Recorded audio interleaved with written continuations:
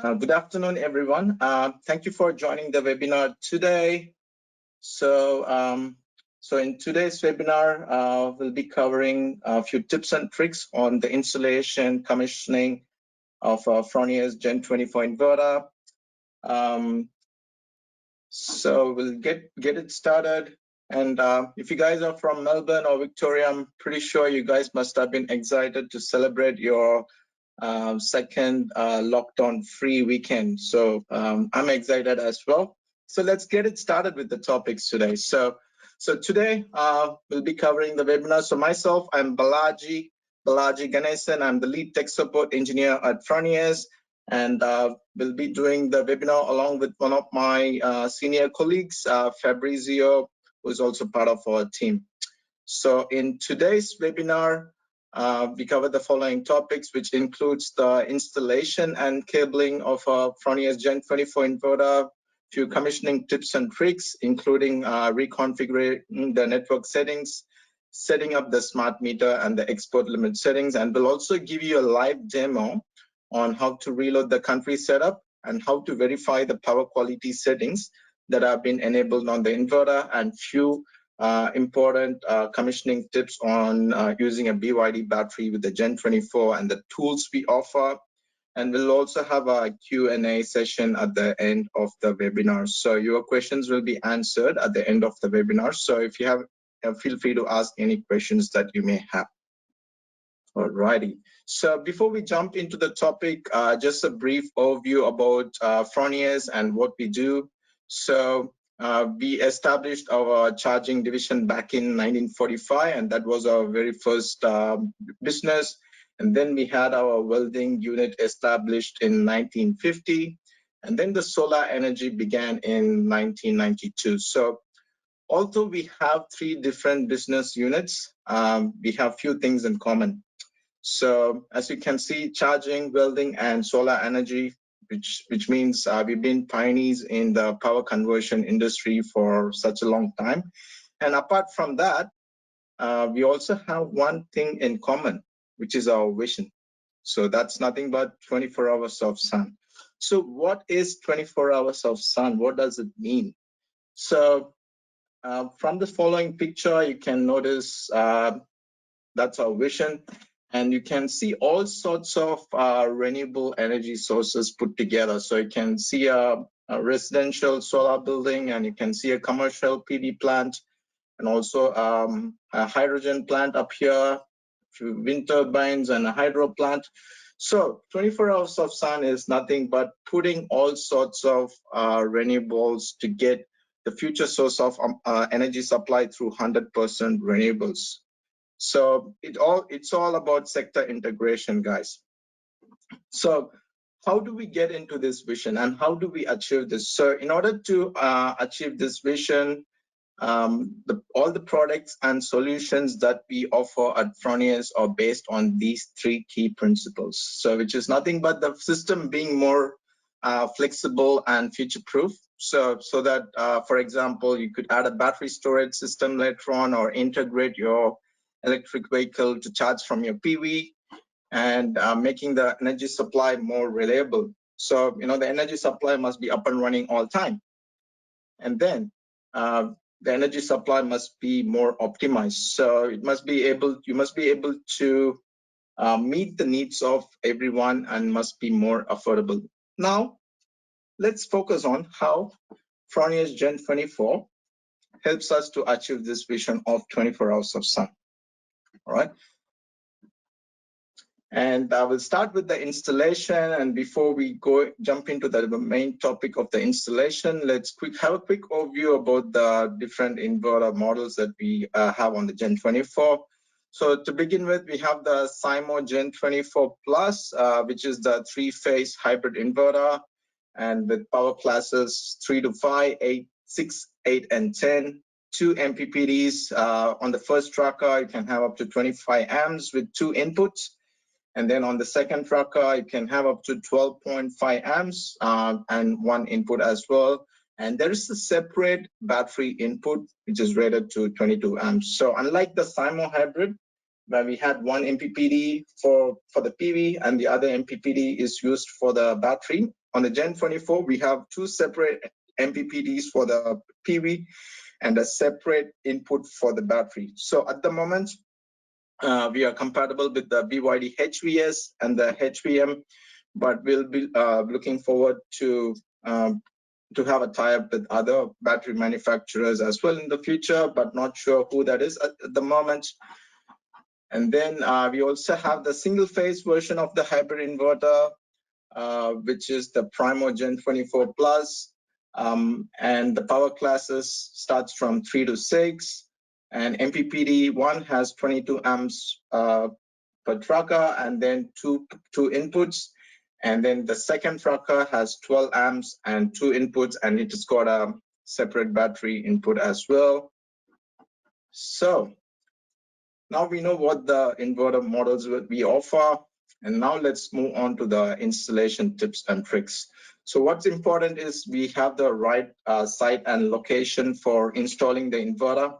So as you can see it on the slide, the inverter should be installed under a shade or eave and not to be exposed to direct sunlight. So when the inverter is, say, for example, if it's installed on a north-facing wall, and it's exposed to direct sunlight, that not only affects the power performance of the inverter, so it's gonna, the high temperature is gonna derate the power output of the inverter, and also on a longer run, it's gonna have a negative impact on the lifespan of the power electronics within the inverter. And the inverter can be installed both indoors and outdoors, but these are some of the don'ts. So, please don't install the inverters under the following areas as per the instructions in the manual. All right, going forward, and it's also important to have the inverter installed in the right orientation. So the inverter can be installed horizontally or vertically, no problems with that. And if the inverter is going to be on a slanted position, that's no good, and the inverter must be on a flat surface always. So these are some of the do's and these are some of the don'ts. So please do not install the inverter on a slanted position, and make sure it's on a flat wall. And with the clearance, as you all know, Fronius always believes in the active cooling concept, which means the inverter within itself has a fan within it in order to cool down the power electronics and the other components within the unit. So it's always important that we have the appropriate and adequate clearance around the sides of the inverter. So for both the Primo and the Symo Gen24, you need to have 225 mil to the sides, 170 to the right, and 193 mil to the top. And if there is any object underneath the inverter, you need to have a minimum clearance of 300 mil as well. Going forward with the wall bracket and the wall mount. So with the wall mount, always please make sure that the arrow on the wall mount is facing upwards. So that's very important. And then it's also important to select the fixing material. So please make sure that the wall mount or the inverter is not mounted on a flammable surface. And also it's important to choose the right screws. So we recommend screws with sizes of 6 to 8 mil, the maximum of 9 mil head. And also important that the inverter is not, or the wall mount is not mounted on an uneven surface. So please keep that in mind as well. Going forward, and once the wall mount or the wall bracket goes onto the wall, it's time to mount the inverter onto the wall bracket. So the inverter comes with the integrated handle, which you can hold for grip, or when you're lifting the inverter, you can make use of the integrated handles, which will come in handy while installation. So as the very first thing, the inverter snaps into the first mounting point here. So the inverter goes on there, and then once it snaps onto it, you just snap in the inverter onto the second mounting point, so which is over here. And when you push the inverter towards it, you would hear a click, which means the inverter is now secured to the wall mount. So these are some of the tips that you could follow. And once the inverter is mounted, with the Gen24s, there are options for rear and side entry as well. So these are some of the knockoff points for the cable entry onto the side and onto the rear as well. So now you have the integrated options, and it won't void the warranty of the inverter, because there are specific knockoff points for cable entry to the side and also to the rear of the inverter. So in the snap inverters, the rear or side entry is still not allowed as per the official instruction manual. But for the Gen24, it's okay to use these knockoff points for the side and the rear entry. So going forward towards the cabling, with the cabling, we'll first start with the screws, or how to get access into the connection area of the inverter. So as you can see it in the picture, you have the DC switch disconnector, and also you'll see 2 screws on the inverter. So in order to take the front cover of the unit, this DC switch must be in off position, because if it's an on, then as per 5033, the switch should be mechanically interlocked, and therefore, when the switch is in on position, you won't be able to take the cover off. So first thing, please turn off the DC switch in order to take the cover off, and then you'll have to undo these 2 180-degree lock screws. And in order to undo it, you don't need to make use of any power tools. You just need a normal screwdriver, and turn it towards the left 180 degrees, and that would undo the screw, and then you can take the front cover of the inverter. And once that's done, you get access to the inverter's connection area and the .com area, which also comprises of 5 more 180-degree lock screws. So it's very quick and easy to take these screws. So when designing and constructing the inverter, we've been putting a lot of thoughts just to make the life easier for all the installers and technicians out there. So thereby it could save some of your time and make it easy for installation.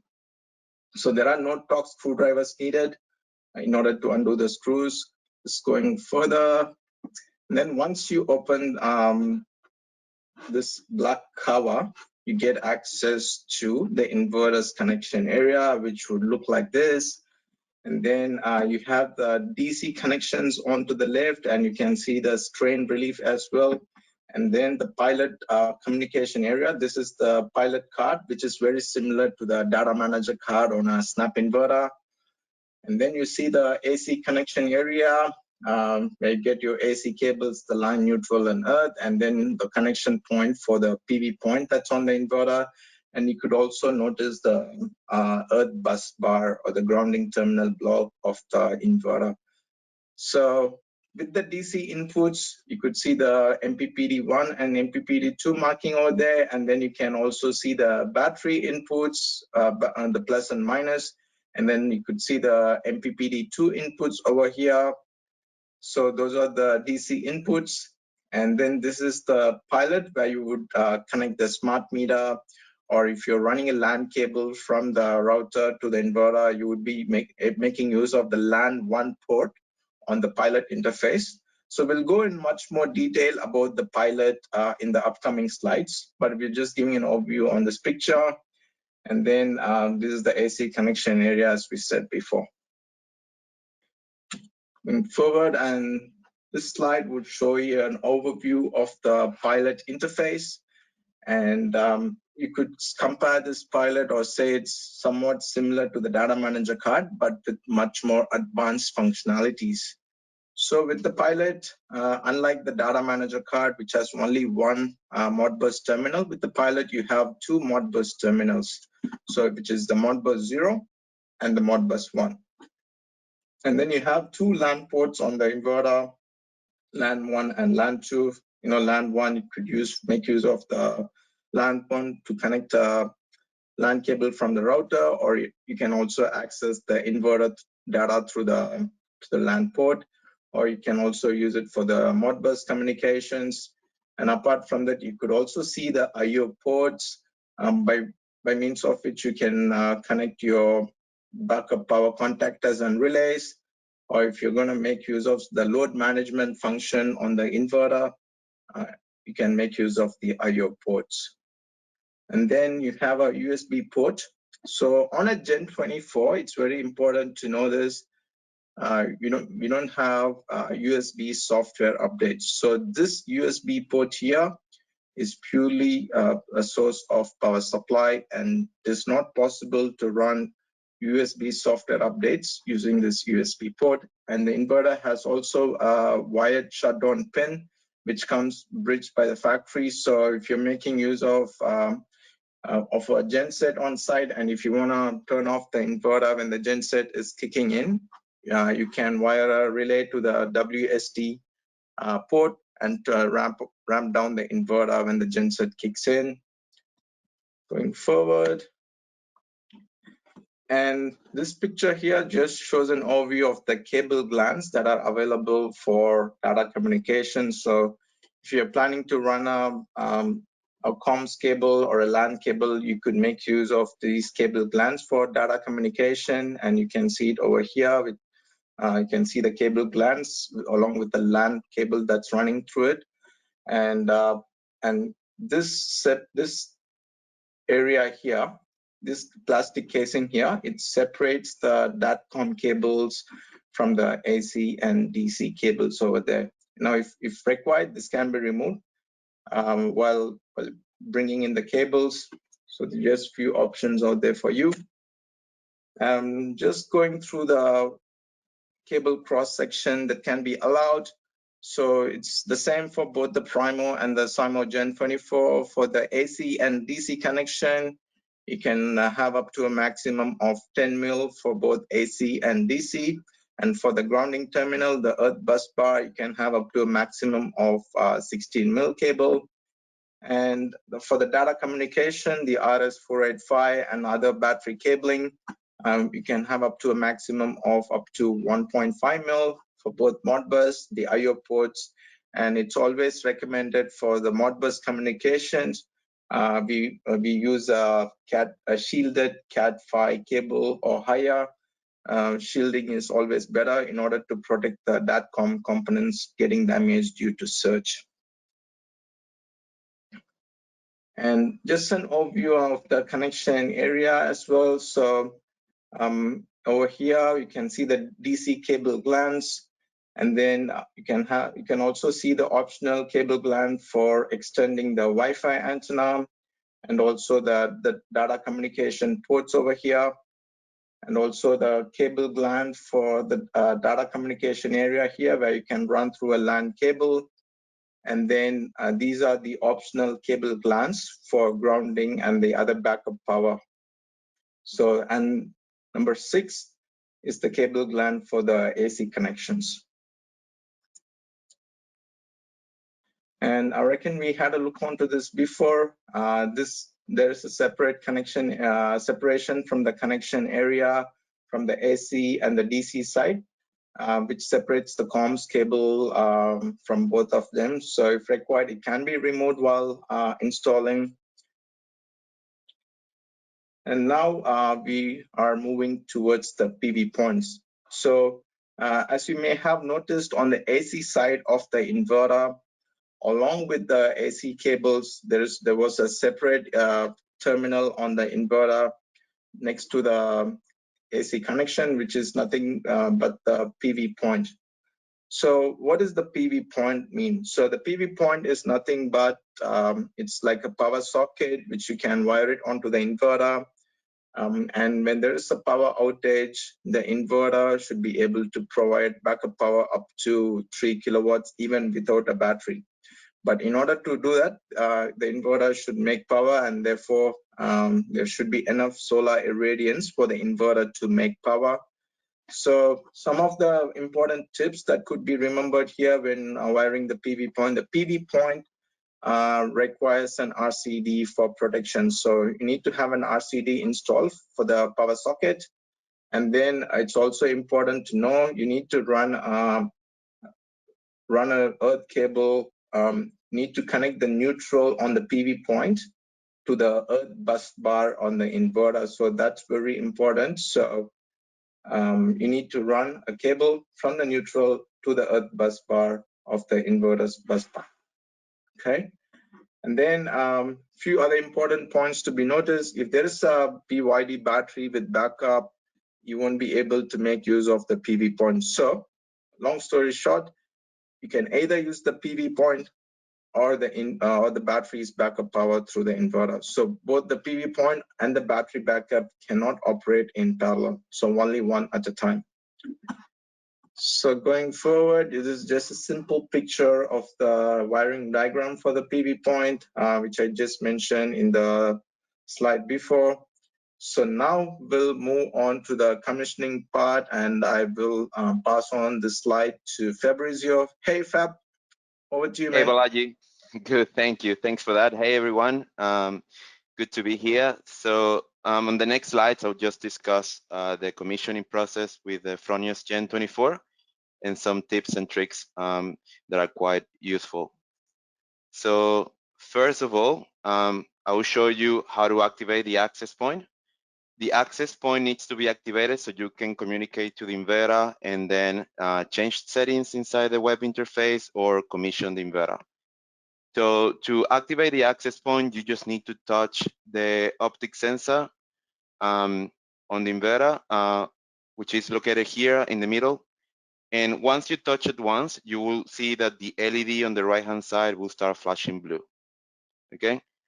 In the same time, there's some other operations you could do with this sensor. For example, if you touch it again, it will start flashing green, which means that it has activated the WPS function. So you can connect to a modem directly through that. We will discuss a little bit about that on the next slides. Cool. So next, once you finalize and commission the inverter, you will see, and if the inverter is connected to the internet, you will see that the LED on the right-hand side will remain solid blue, which means that it's connected to the internet. So that's a good indication. Okay. Then another important information you can gather from the inverter label, and again, it's the serial number and the V code. So this information is important for you to add the system on SolarWeb. So you will see during the commissioning process, there will be one step on which you need to add the system to SolarWeb, which you can do through the Solar.start app, or you can simply go to solarweb.com, then you log in using your SolarWeb account, click on Add PV System, then you will see a page similar to this one. You need to select and add the device on which you're gonna select Gen24. Then you need to enter the serial number and the V code that you see on the label. Perfect. Then the commissioning process. So the actual commissioning of the Fronius Gen24 can be achieved in two different methods. We can either use the Fronius Solar.start app or a web interface using the IP address. So we're gonna start with the Solar.start app method. First, you can download this app from either the App Store or Google Play. It's just called Fronius Solar.start. You also, there's a video on this link that it can show you all the commissioning process. You can just simply Google Fronius Gen24 commissioning, and will be one of the first videos that you will see there. And once you open up the app, you will see something like this, on which you just need to click on Start Installation and then select the Gen24 inverter, essentially because it's what you're gonna commission. Once you select the Gen24, it will come up with the next step, which is it will ask you to do the firmware update. So it's definitely recommended to do the firmware update before starting the commissioning, okay? So to start the update, first you need to download it to your phone. To download it, you just need to click on this download firmware button, which will redirect you to our Fronius Solar portal, and on which you just need to click on this red button here, and it will download the file to your phone. It's quite important to download the file before even going to site, just in case you're going to a site where there's no good reception. You can always keep the latest download, the latest software downloaded to your phone, so you can use it for any future installation. Also, if by any reasons you are not able to reach this page, you can also Google or use this link. You can Google Fronius GEN24 software update, and it will be one of the first links there, which will take you to this exact page.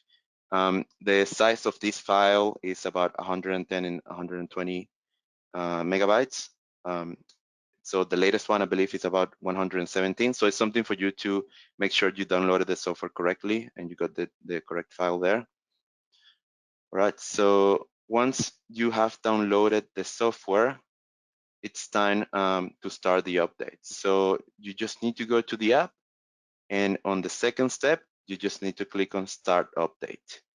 Once you click on this, it will take you to this next page, which is to connect the inverter to the Wi-Fi access point.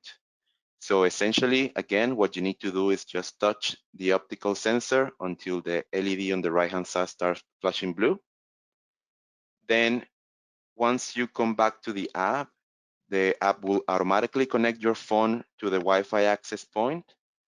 But if by any reason this doesn't happen, you can always go through the manual connection by pressing on this button, in which will advise you to go to the Wi-Fi settings on your phone, search directly for the Fronius network, and then connect to it by using the password 1234567 So once you're connected, you just go back to the app, and it will direct you to the next page, which is for the software update. It will look similar to this one.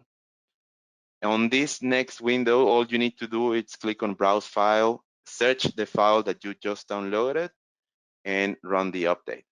The update might take about 5 to 10 minutes. And once that's completed, you will notice the inverter will do a restart. Cool. So once the update has been completed, it's time to commission the inverter. So all we need to do is go back to the app again, start installation, select Gen24. You will go back to this same page, and you want. Sorry to interrupt you there. Just want to quickly ask, sometimes if the update is taking more than like 5 or 10 minutes, what would you suggest? What would be your approach in this case? So it will be a good idea, I guess, to restart the inverter if it's taking very long time, okay? Of course, make sure that you got the correct update and correct file. And if the update is definitely not going through, we can also do the update through SolarWeb once the system is connected to the internet. Do you have any other advice on that, Balaji? No, that was most of it, Fab. I would actually restart the inverter. Let's say if it takes more than 5 or 10 minutes for the update to complete, or let's say if both the LEDs flash blue for more than 10 minutes, it's a good idea to restart the inverter, like a AC and a DC restart. So especially when you restart it, when you turn it off, just wait for like 30 seconds, just till all the LEDs goes off, and then turn on the inverter. And then, you may notice that the update has already been completed. So, those are a few tips that we can follow. Awesome. Yep. Great. So once we are sure, the update has been completed, again, we're going to start the commissioning. So all you need to do is open up the app and click this time on Skip Update Process. Once you click on this button, it's again time to connect the inverter to the Wi-Fi access point and connect the phone to the Wi-Fi access point. So we need to activate the access point again by touching the sensor once until the LED on the right-hand side starts flashing blue. Then go back to the app, and that will automatically take you to the next step. Again, if this doesn't happen automatically, you can do it manually by connecting directly to the Fronius network and the password 1234567 All right. So once you are on the next step, it will be the installation wizard, and you will see a page similar to this one, on which we need to complete each of these 3 steps, okay? So we need to start with the network steps all the way to SolarWeb and add the system there. Perfect. Then, as I mentioned before, we can do this commissioning as well through a different method, just in case you don't have the app or you prefer a direct connection to the inverter. You can always do that. and that's by using a web browser and the IP address of the inverter. So essentially, to use the web browser, you need to connect directly your smart device to the inverter, and you can either connect it wirelessly using the Wi-Fi access point, or you can use an Ethernet cable connection or a LAN connection from your laptop, for example, to the inverter. So if you're planning on using the Wi-Fi or the wireless method, all you need to do first is activate the access point again by touching the sensor once until the LED on the right-hand side starts flashing blue. Then if you go to the Wi-Fi settings on your smart device, you will see again the Fronius network coming up, and you need to just enter the password 123456778, similar to the manual connection we discussed before. If you're actually using a Windows 10 laptop, it would be recommending clicking first on this option at the bottom saying connect using security key instead. So you just click on that and enter the password, okay? So once you're connected, you will see a message something like connected but no internet. That's because the inverter is not an internet source, so it will just be a wireless or a wireless connection. Then once you are connected, you just need to open any internet browser like Safari or Google Chrome or any other Firefox. It's fine. And on the search bar, you just need to enter the IP address of the inverter, which is 192.168.250.181. Once you click enter on that, it will direct you again to the installation wizard, which exactly as the app, you need to continue by finalizing the wizard by starting from the network settings. You jump into network, check all the steps, then product, and finalize by adding the system to SolarWeb. As mentioned, you could also connect to the inverter using the Ethernet method, which is by establishing a LAN connection between a laptop and the LAN 1 port on the Gen24 pilot. So on the Gen24, there will be a LAN 1, it's labeled as LAN 1, which is the one that you need to use to connect the laptop directly using a LAN cable. Once you are connected, you just need to activate the access point again by pressing the sensor once until the LED on the right-hand side starts flashing blue. Then just open any internet browser and enter this other IP address, which is 169.254.0.180, and that will take you again to the installation wizard, which you need to start from network all the way to SolarWeb. Cool. So now I'll just show you some important and useful tips and tricks during the commissioning process. So the first one is reconfiguring the network settings. So at times, the customer might change their Wi-Fi password, or changing the Wi-Fi network, or even changing the modem itself. So to reconnect the inverter again to the internet, first you need to communicate to the inverter by activating the access point. So touch the sensor once until the LED starts flashing blue on the right-hand side. Then you can either connect to the inverter using the Wi-Fi connection or a LAN cable, as we described before. If you're using the Wi-Fi connection, you just need to connect to the Fronius network, enter the password, and open a web browser and enter the IP address, the 192 number that you see here. If you're using a LAN cable connection, you just need to introduce this other IP address, the 1691. Hey Fab, and these are the IP addresses which we could also use for the Snap inverter. So they're pretty much the same IP for both for the Snap inverter and the Gen24 in order to get access to the inverter's interface. Exactly, yes. If you're familiar with the IP addresses in the Snap inverters, I guess you're familiar with these numbers, so exactly the same. Yeah, correct. Cool. So once you open up that IP address, if you have finished the wizard, the installation wizard, it will take you to this web interface. On the web interface, you will see a menu similar to this one, in which you need to select communication. You will notice that first it will be locked, so you need to log in using either the customer or the technician password. If you forgot the password, we could definitely help you with that. There's a setting here called forgot your password, which you need to click there. It will provide you a code, which you need to give us a call, and we provide you a temporary or a recovery key for you to recover that password, okay?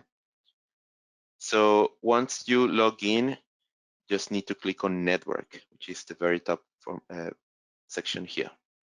Once you're on network, you will see a page similar to this one, on which you will see all the different connection methods. So if you're using an Ethernet or a LAN wire connection, you need to select Ethernet, or if you want to connect to a wireless or a Wi-Fi connection, select on Wi-Fi.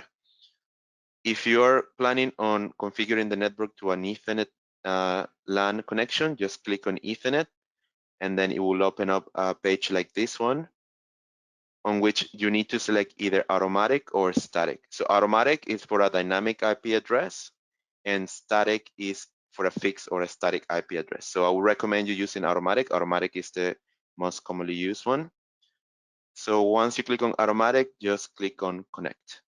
Once the system is connected back to the internet, you will notice that the Solar Web icon here, it will come up with a green tick saying that it's connected, which means that it's communicating to Solar Web or it's communicating to the internet.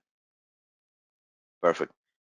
If you are planning to connect the inverter to a Wi-Fi network instead, you just need to click on the Wi-Fi option here, and then you will see the list of available networks, all the networks that are available close to the inverter, and you will see next to it the Wi-Fi strength signal.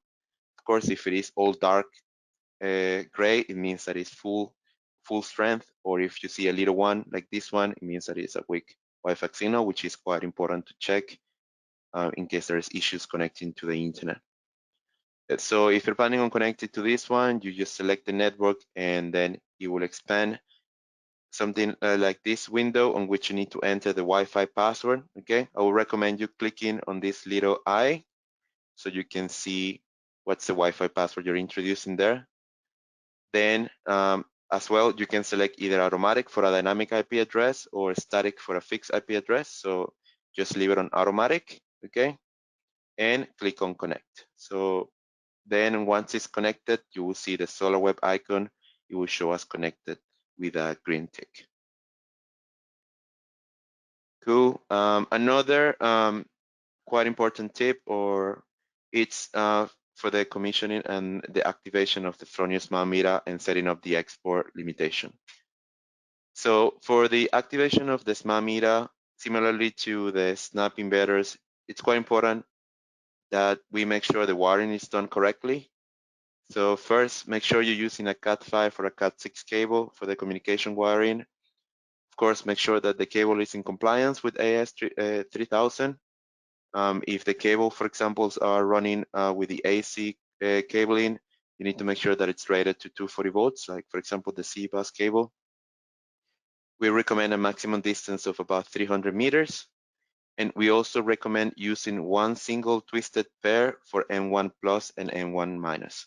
So M1 plus and M1 minus, which are the ports that you're gonna connect on the Gen24, they should be sharing the same twisted pair. For example, if you choose to use the twisted pair orange, you need to use, for example, orange and white for M1 plus and orange for M1 negative. You can see examples of the wiring for the single phase smart meter, the 63 amp single phase, and the three-phase smart meter, 63 amp three-phase. Here, you will see the twisted pair connection here from the smart meter all the way to the Gen24 M1 plus and M1 minus. Also, it's very important that you make sure that you install the resistor at the smart meter connections, okay? In this case, for the single phase, it's between 33 and 34, and for the three phases between A and B. Also, at this inverter end or at the Gen24 end, you will see that we need to ensure that the resistor is also activated. To check the resistor inside the inverter is activated, you need to look at the NB1 switch. There's a little dip switch on top of the Modbus connection. And in this case, for the smart meter, because you're using M1, you need to make sure that NB1 is set to the right-hand side or to 1, which means that it's activated. Okay, it's by default activated, but it's always a good idea to have a check on that. Hey Fab, just a quick question there. So these two Modbus termination switches, they come, but they are turned on by default. Yeah, you don't need to turn it on. So by factory, they are turned on by default. Yeah. Exactly. Yes. So all those two dip switches, which is for M0 or for the battery and M1 for the smart meter, they're already activated or set to 1. But it's a good practice just to double check, just in case anything happened or anything changed on site. So it's better make sure that those are set to 1. Okay. Perfect. It's always Cool. no worries. Just gonna go to the next slide. So again, to activate the smart meter, you need to connect your phone or your smart device to the Fronius network. And to do that, you need to activate the access point by touching the sensor once until the LED on the right-hand side starts flashing blue. Then you need to connect your smart device or your phone to the Fronius network and go to the, by using the 1234567 password. Then you need to open any internet browser and enter the IP address 192.168.250.181 that you see here. If you're using a LAN connection, as we discussed before, you can introduce this IP address you see at the bottom, okay?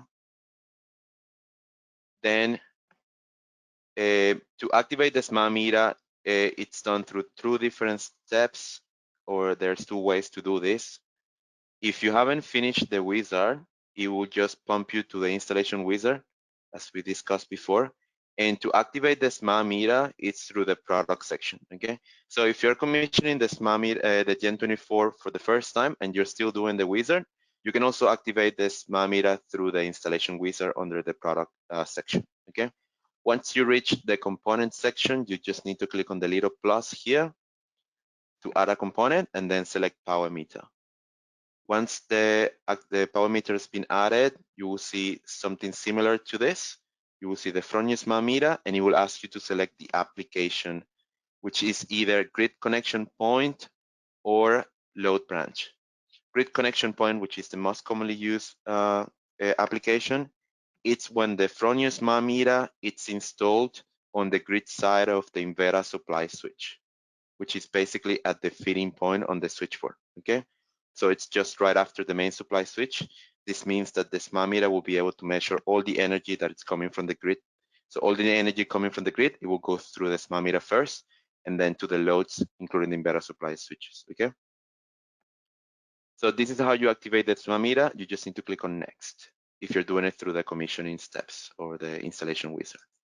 If you actually finish the installation wizard and you forgot to activate the smart meter or you didn't do it at the time, you can also do it through the web interface. So essentially, if you activate the access point and go to the IP address, instead of opening the commissioning or installation wizard, you will see the web interface again with this menu. Here, you just need to select on device configuration, which is the top option here. Here, then it will ask you to log in with the technician password. You need to know the technician password or have created a technician password before. If you don't know the password, again, you can click on forgot password, generate a key, and then you will need to give us a call for us to provide you a recovery key. Then once you are in, you will see this, you need to click on this components section, and it will open up a page similar to this one, okay? On which you just need to click on add component, select power meter. Once you add the smart meter or the power meter, you will see a page similar to this one. Again, it will ask you for the application, which you need to select grid connection point if that's the right way that the smart meter was installed, okay, as discussed at the feeding point. Once you do this, you need to click on add and then click on the save button, and you have added the smart meter. The smart meter will start communication, okay, and it will start showing data if it was wired correctly. If by any chance the data is not showing there, I would recommend you doing a full restart of the system, like switch the inverter off, AC and DC, wait for a few seconds, and then turn the inverter back on. All right. Another important thing when activating the smart meter, if you're still unable to detect it, is to ensure that the M or Modbus 1 is activated, okay? by default, this is activated, but it's always a good practice to make sure that it's also activated through the web interface. So again, if you go to the web interface by connecting to the access point, you just need to click on communication and then Modbus. Once you're on Modbus, you will see this page in which you need to ensure that Modbus RTU interface 1, which is the Modbus port you're using for the smart meter, is set to master, which means that it's activated. Okay. If it is not, just change that to master and click on the save button. Cool. Now to set up the expo limitation, again, to set up the expo limitation, you need to connect to the inverter using the access point. You need to touch the sensor if you haven't done this before, for sure. But essentially, you just need to touch the sensor until the LED on the right-hand side starts flashing blue. Then you need to connect to the Fronius network using the password, and then open any browser and enter in the IP address. Then once you go into the next step, or you open the internet browser with the IP address, you will see if you haven't commissioned or set up or started the installation wizard, it will come up with this page, okay? And as we discussed before, and then essentially once you reach the product section, that's when you'll be able to activate the expo limitation on this step, okay? So you can activate the expo limitation by this step on the product installation wizard. So once you reach this step on the installation wizard, all you need to do is click on limit for entire system, okay? And then it will ask you to introduce the total DC power of the entire system. This is essentially the size of the PV array, okay? So the power rated size of all the panels installed on this installation. Then it will ask you for the maximum grid feeding power, which is essentially the expo limitation. Here, we will recommend you selecting the option for watts that you see here in W, okay? So you can enter a fixed expo limitation. So for example, if the expo limitation on this side is 5 kilowatt or 5,000, please select watts and then enter 5,000, okay? If you leave it to percentage, what it does is calculate a percentage of the total DC power, okay? Like in this example, if you leave it at 60% of 5,000, it would just set up an expo limitation of 3,000 or 3 kilowatts, okay? So it's a best practice just to select watts and enter the actual expo limitation, which is in this case, for example, 5,000. And then you just click on next to activate the expo limitation, all right? So this is done through the commissioning or the installation wizard. But if you didn't set up the expo limitation through the installation wizard, you can also do this through the web interface. So essentially, you just need to go back to the IP address and you will open up the web interface, which is going to look similar to this one. And on the menu, you just need to click on safety and grid regulations. You will notice that it will be locked by the technician with password. So you just select technician as the username, enter the password and log in. Once you're in, you just need to click on export limitation, and then it will show you a similar page to what we saw before, okay, on which you need to click for limit for entire system, enter the total DC power of the system, and the maximum feed-in, which is the expo limitation. Again, make sure that's selected to watts, so you can enter a fixed expo limit, in this case, as an example, 5,000 watts. Once you change or set up the expo limitation, make sure you click on save. So I will leave it to Balaji here to show you the live demo. So thank you guys there. All right, Fab, thank you very much for that. That was quite handy information when it comes to the commissioning. So now we'll just go through a quick live demo on how to reload the country setup or the grid code on a Gen24, verifying the power quality settings and also activating the remote access on the inverter. So just switching through my browser.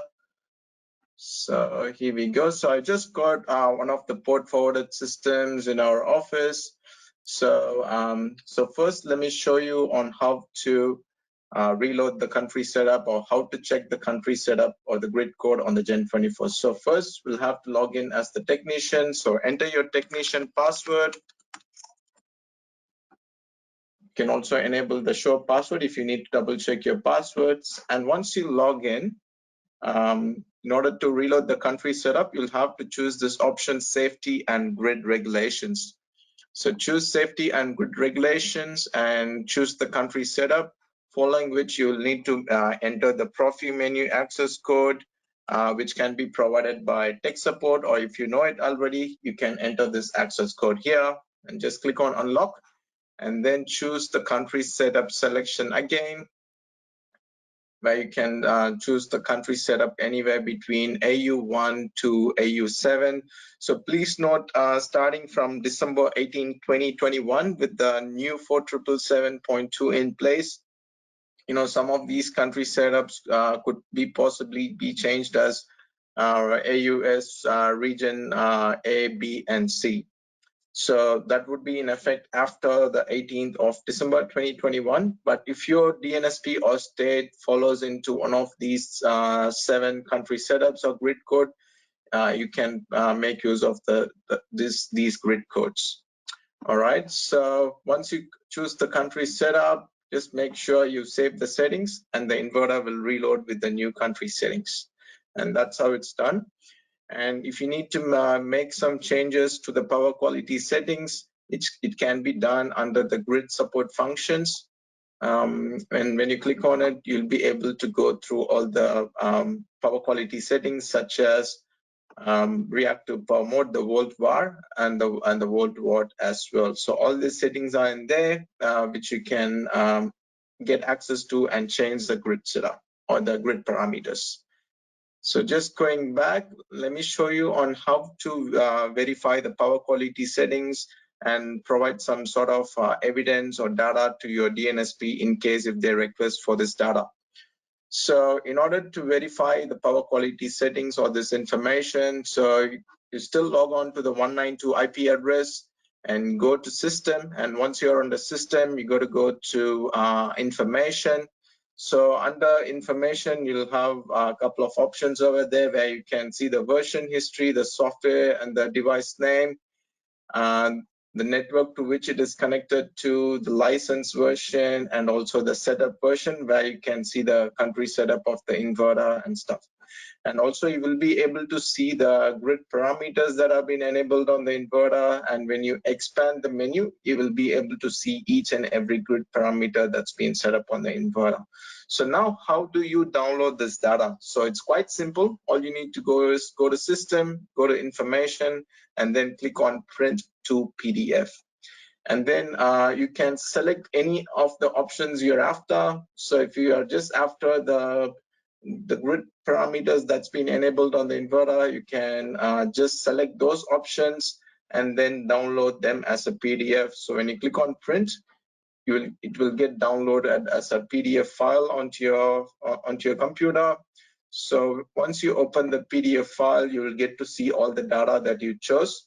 You can see the country setup, the grid parameters, and especially if you're after the volt var settings, the reactive power settings, and also the volt watt mode, it can be found in this PDF as well, which you can submit it to your DNSP. All right, so now let's show you on how to activate the remote access.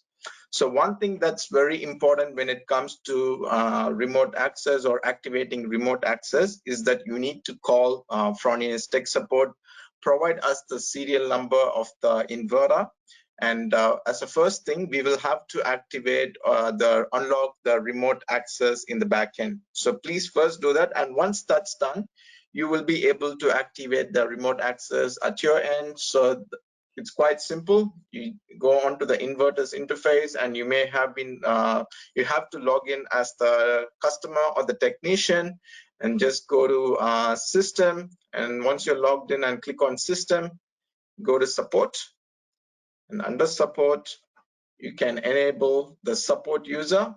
and also the remote access. It's important that you enable the support user as well, because you don't need to share your technician password with us. We'll be able to gain access in the backend using the support user function. So please enable both the support user and the remote access, and then click on save here, and that would activate the remote access on the inverter, and we will be able to remotely access the inverter's interface, like the interface that you see over here, from our backend, even without getting connected to your same network. So it's a very good feature, which can be used for troubleshooting and also for us to check if the settings on the inverter are done properly. And just letting you know, the remote access will only be active for 72 hours. So if we need access, or if the remote access needs to be activated, it needs to be activated again after the 72 hours. All right, so now going further to the presentation.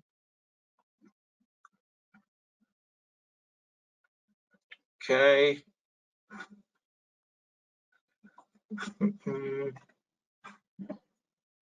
All right, and important tips and tricks on the BYD commissioning. So here we go.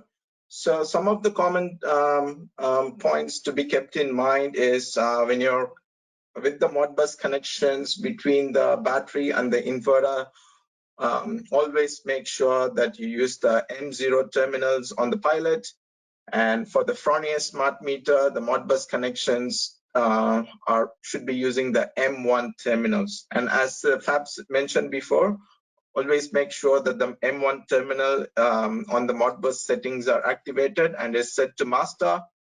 And it's important to turn on or turn off the battery system in the right sequence, which we'll go through as well. And then and it's also important to commission the BYD battery using the B Connect app, which can be downloaded from the Google Play Store or the App Store. And then we'll go through the common LED states and some troubleshooting steps on the BYD battery. So with the Modbus cabling, these are the points, or these are the terminals which can be used. So, the M0 terminals can be used for the battery, and the M1 terminals are to be used for the Fronius smart meter. And it's also important to use the appropriate pins on the battery, so which we'll go through further.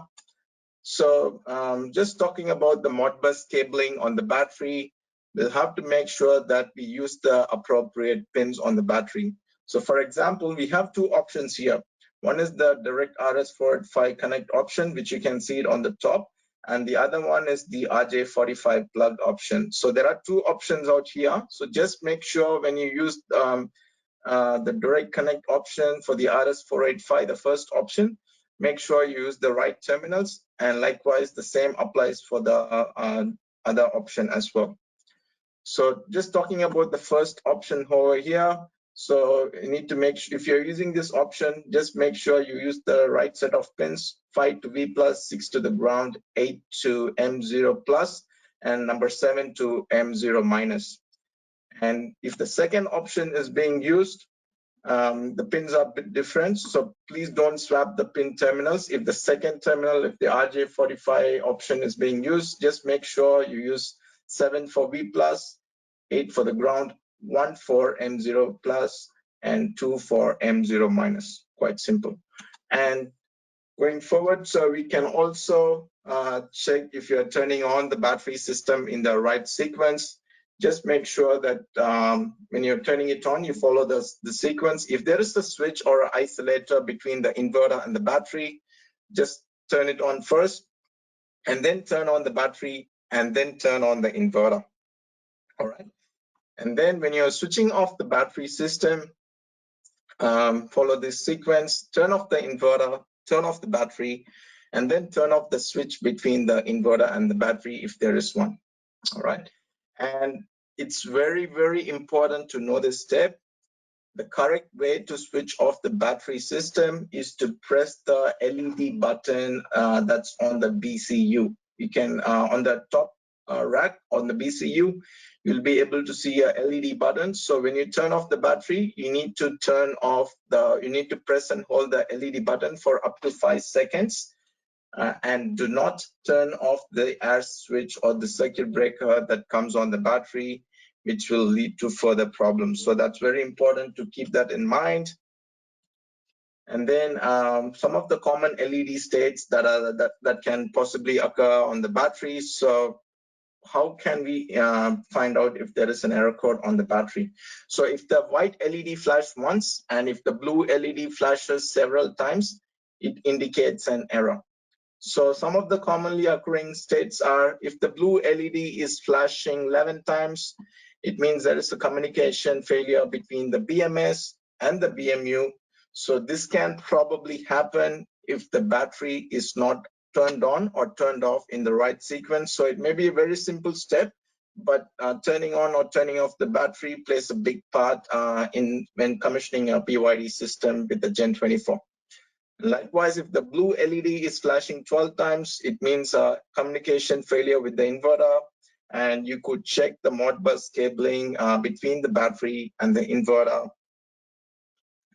And now moving to the troubleshooting part for the commonly occurring problems. So if the blue LED flashes 11 times, or if the LED is not lit up at all, what you could do is either turn off the battery system and wait for 30 minutes, or alternatively, you could lift the BCU from the tower and give it some time, like 10 seconds, and then put it back on and then turn on the system. And when you turn on, make sure you follow the right sequence on turning on the inverter and the battery.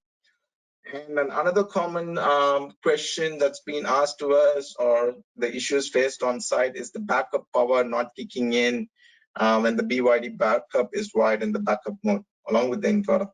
So these are a couple of points to keep in mind. Always check if the 12-volt relay is engaged, and if not, check the connections between the relay contactor and the pilot. And make sure that you use the appropriate cabling. Make sure you use instrumental cabling of like 0.5 mil, rated to 230 or 440 volts as per the inverter. And also make sure that the inverter is wired on the backup side, and check if during the backup mode, if the backup doesn't kick in after doing all these checks, check if the backup loads do not exceed the inverter power. So this can happen if the whole house has been backed up, and if the loads, essential and the non-essential loads, are not being separated. So in those cases, if the loads exceed the output power of the inverter, the backup power may briefly kick in, and then it could just go back on because the inverter can't meet the requirement of the loads. And also, I'm pretty sure you guys must be aware of it. Always make sure or keep in mind that the K3 coil is polarity sensitive because it's DC. So make sure you don't swap the V plus and the ground connections on the K3 relays coil. All right, so now we have almost come to the last part of the webinar. Just a quick overview on the tools that we offer.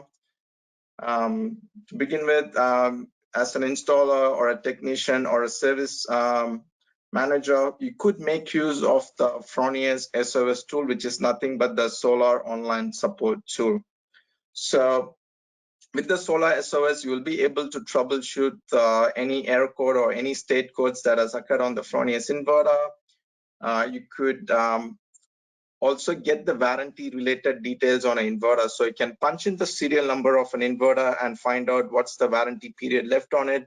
And you can also request for a replacement inverter or a part by making use of the SOS. So, you don't need to send us an email or give us a call. We have made the troubleshooting process and the exchange process very easily. The SOS is also available as an app format on your Google Play Store and the App Store. So feel free to make use of it, and it's going to save much of your time as well. And then we have a beautiful tech support area on our website, which has access to some of the technical resources, white papers, quick guides, software updates. So there's a link that we have left over there. So when you click on this link, it will take you directly to the tech support area on our website, and you get access into all of this information. All right, so now we have come to the conclusion of the webinar, and we'll stay on the line for a few more minutes just to answer some of your questions. And we are pretty confident that you must have found this webinar useful, information and informative. And if you have any questions, please feel free to ask. Have a nice evening, everyone. Thank you for joining the webinar. Hi, we got a question there. Is the backup load output and the PV point output the same thing? It's different from the PV point. So the backup load is different from the PV point. So with the PV point, the output power on a PV point is only up to 3 kilowatt and it's single phase. But with the backup load, it could be different. It is really dependent on the output power of the inverter and the size of the battery connected to it. So we have attached few documents onto the webinar tool, which would give you and there is a document which says SC_source Fronius storage solution, which would give you a detailed breakout of the output power that can be obtained from different capacities of the inverter.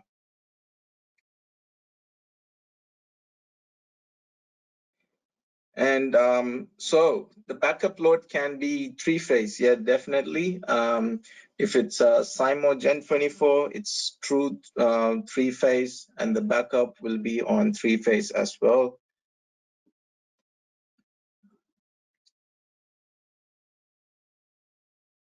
And can you change the PV point limits? So sadly, the output of the PV point cannot be configured. The maximum output limit is up to 3 kilowatts, and it really depends on the availability of the solar irradiance.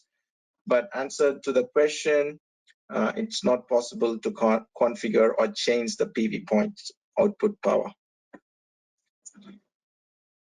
All right, we got another interesting question there. So if I have a BYD battery and backup, the PV point won't work.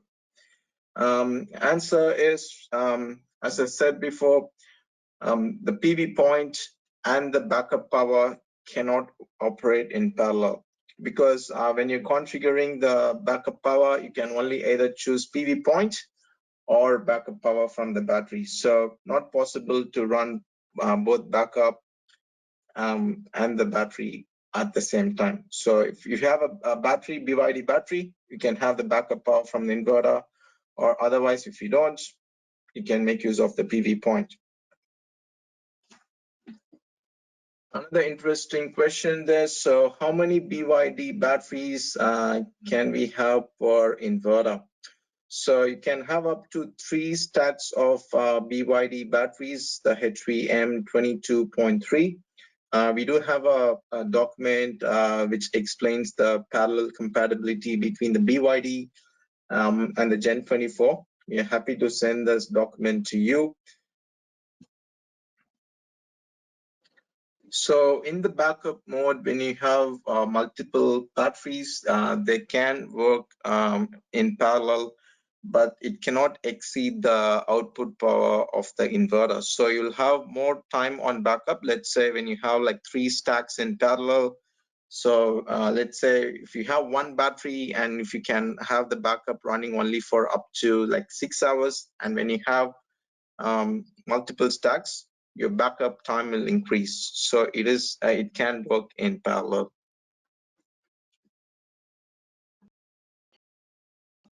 Hi everyone. So we'll be wrapping off, in about a minute. So thank you again. Thank you for joining the webinar. Really appreciate your presence, and we'll see you on a different topic very soon. Thanks all. Have a nice evening. Bye bye.